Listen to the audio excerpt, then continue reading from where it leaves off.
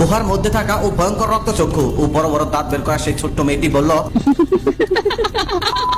গুহার মধ্যে থাকা ও ভয়ঙ্কর রক্তচক্ষু ও বড় বড় দাঁত বের করা সেই ছোট্ট মেয়েটি বলল, আমি চন্দ্রার মেয়ে ইরাবতী। মেয়েটার মুখে এমন কথা শুনে নমানে ওঝা ও নীলার চোখ একদম কপালে উঠে গেল। নমানে ওঝা একদম চুপ করে দাঁড়িয়ে রইল। তবে নীলার মাথায় একটা জিনিস কিছুতেই ঢুকছে না, এই ছোট্ট মেয়েটা কি করে এত ভয়ঙ্কর হবে আর কি করেই বা এত বড় প্রতিশোধ নিবে। ঠিক সেই সময় নীলা ও নমানে ওঝা সেখানে চন্দ্রার উপস্থিতি টের পেল। খেয়াল করে দেখলো যে সেই মুভিটার পিছন থেকে আস্তে আস্তে খুঁড়িয়ে খুঁড়িয়ে চন্দ্রার সামনের দিকে আসতেছে। চন্দ্রা তখন তাদের সামনে এসে একটা অট্ট হাসি দিয়ে বলল, এই দেখ, আমার মেয়ে পৃথিবীতে চলে এসেছে। এখন আমার প্রতিশোধ নেওয়া থেকে কেউ আমাকে আটকাতে পারবে না। আমার মেয়ে তোদের সবাইকে মেরে ফেলবে, কাউকে বাঁচতে দিবে না, শুধুমাত্র সময়ের ব্যাপার। আর বলল, চলো আমার সাথে, ওরা মৃত্যুর প্রহর গুনতে থাক। এই বলে তারা দুজনেই গুহার ভিতরের দিকে যেতে লাগলো। চন্দ্রার ডাকে ইরাবতী তার পিছন পিছন চলে গেল। নীলা এসব দেখে খুব অবাক হলো, এত কিছু হয়ে গেল অথচ নমানি ওঝা কিছুই বলছে না। আর এদিকে আস্তে আস্তে চন্দ্রা ও তার মেয়ে অন্ধকারের মধ্যে উধাও হয়ে গেল। চন্দ্রা চলে যাওয়ার পর নমানি ওঝা নীলাকে বলল, তোমার স্বামীকে ধরো, তাড়াতাড়ি ওকে ধরে নিয়ে আমার আস্থানে যেতে হবে, এখানে থাকাটা তেমন একটা নিরাপদ না। তারপর নীলা ও নমানি ওঝা আমাকে ধরে নিয়ে তার আস্থানায় নিয়ে গেল।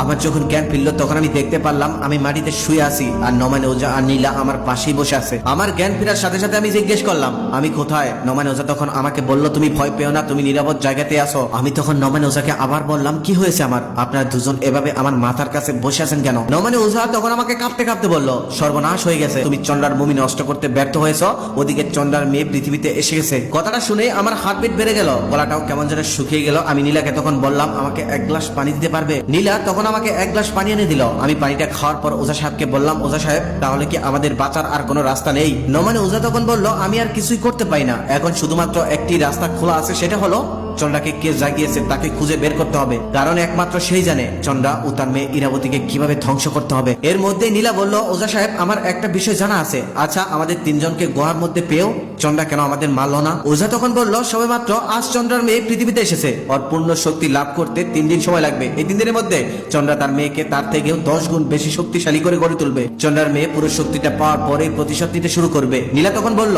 তার মানে আমাদের হাতে সময় আছে আর মাত্র 3 দিন। নমানে ওঝা তখন বলল, হ্যাঁ, একদম ঠিক বলেছ। নীলা তখন আবার জিজ্ঞেস করলো, তাহলে চন্দ্রার ঘুম কে ভাঙালো? এটা আমরা জানবো কি করে? ওঝা তখন বলল, এটা আমি চন্দ্রার থেকে জেনে নেব। আমি তখন অবাক হয়ে জিজ্ঞেস করলাম, যেখানে চন্দ্রা আমাদের সবাইকে মেরে ফেলতে চায় সেখানে চন্দ্রা এটা কেনই বা বলবে? নমানে ওঝা তখন বলল, আজ রাতে আমি আমার তপস্যার মাধ্যমে চন্দ্রাকে হাজির করব, ওকে আসতেই হবে, ও আসবেই। আমি তখন নমানে ওঝাকে বললাম, যা করার খুব তাড়াতাড়ি করুন, হাতে কিন্তু বেশি একটা সময় নেই। নমানে ওঝা তখন থেকে সবকিছু রেডি করতে শুরু করলো। রাতের মধ্যে সবকিছু আয়োজন করে ফেললো নমানে ওঝা। তিনি ইয়া বড় একটা চাকার মতো সেই জিনিসটা মেঝেতে রেখে দিল। তার ভিতরে অনেকগুলো মন্ত্র লেখা ছিল আর তার চারপাশে অনেকগুলো মোম জ্বালিয়ে দিল আর আস্তানার সমস্ত লাইটই অফ করে দিল। তারপর তিনি ধ্যানে বসে মন্ত্র পাঠ করতে শুরু করলো আর জোরে জোরে বলতে লাগলো, চন্দ্রা আয়, চন্দ্রা আয়, আমি ডাকছি, তোকে আজ আসতেই হবে। ঠিক সেই সময় সমস্ত মোমবাতি নিভে গেল আর চন্দ্রা চিৎকার করে বলতে লাগলো, আমাকে ডেকে তুই ভুল করেছিস, আমার মেয়ে তোকে বাঁচতে দেবে না। ওঝা তখন বলল, বাঁচা মারা সব আল্লাহর হাতে, তোর হাতে না, তুই আগে বল তোর ঘুম ভাঙালোকে। চন্দ্রা তখন বলল, আমি কিছুতেই বলবো না। ওদিকে ওঝা আরো জোরে জোরে মন্ত্র পাঠ শুরু করলো। এদিকে চন্দ্রা ছটপট করতে করতে বলতে শুরু করলো। চন্দ্রা তখন বলল,